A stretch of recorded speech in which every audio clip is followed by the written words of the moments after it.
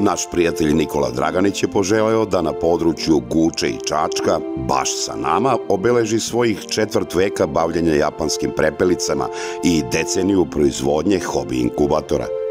U selu Dragačica razgovor smo započeli u radionici Bogdana Đurovića, našim podsjećanjem da uz spomenuto postoji i još jedan jubilej, 5 godina od Nikolinog prvog gostovanja u našem studiju.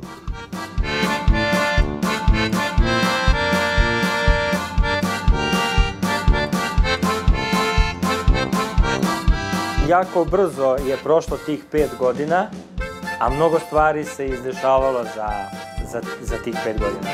Istina je da se ove godine navršava 25 godina od kad se ja bavim japanskim prepelicama.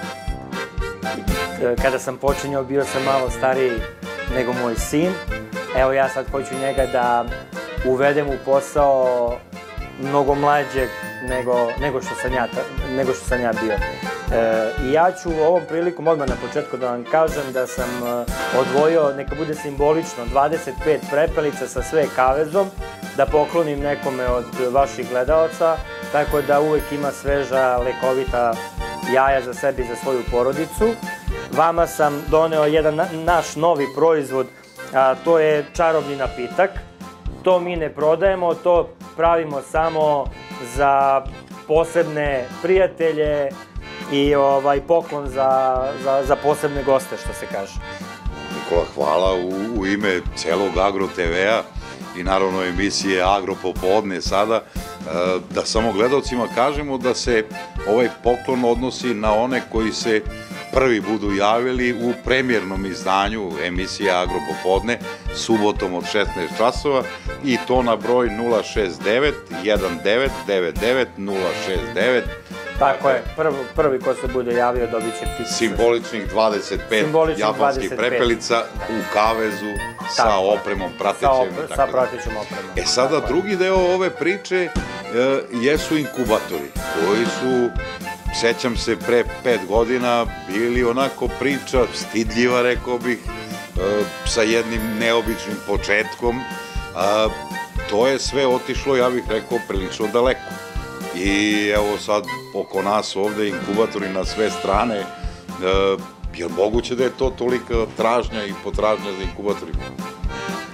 Pa jeste, ja mislim da su i te prepelice i moja predavanja o živini i o prepelicama i o autohtonim rasama kokoška doprinali da ljudi malo, što se kaže, svest, dopre do njihove svesti, koliko su u stvari zahvalne ti inkubatori i šta je to što sve ljudi mogu da rade sa tim inkubatorima, da proizvode i gusku, i patku, i prepelicu, i kokošku i tako dalje.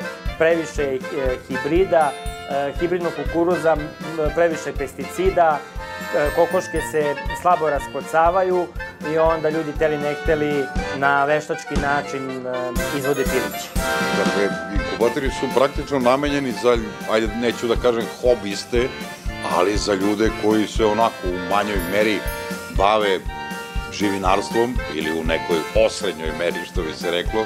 Dakle, nije za neku ekstremno veliku proizvodnju, ali sasvim dovoljno, ja bih rekao, za jedno gazdinstvo da od toga na kraju krajeva može i da ostvaruje neki prihod. Tako je, baš ste lepo rekli, ovo su baš hobi varijanta inkubatori za kućnu upotrebu, ovo su ti manji, ima i malo većih i to je za domaćinstvo da može za sebe da proizvede piliće, eventualno neko pile da proda i to je to.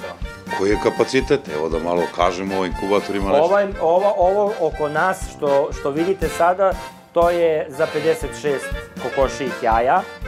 Mi, kažem, mnogo se i reklamiramo, mnogi već znaju za nas. Već 10 godina, preko 10 godina proizvodimo inkubatore, ali što vi kažete u poslednjih 5 godina, odnosno u poslednjih par godina smo dosta uozbiljili priču. Dosta ljudi je prošlo kroz naše obuke, predavanja, ljudi koji su zahvalni, to ide od usta do usta, što se kaže, tako da je potražnja za inkubatorima sve veća i veća.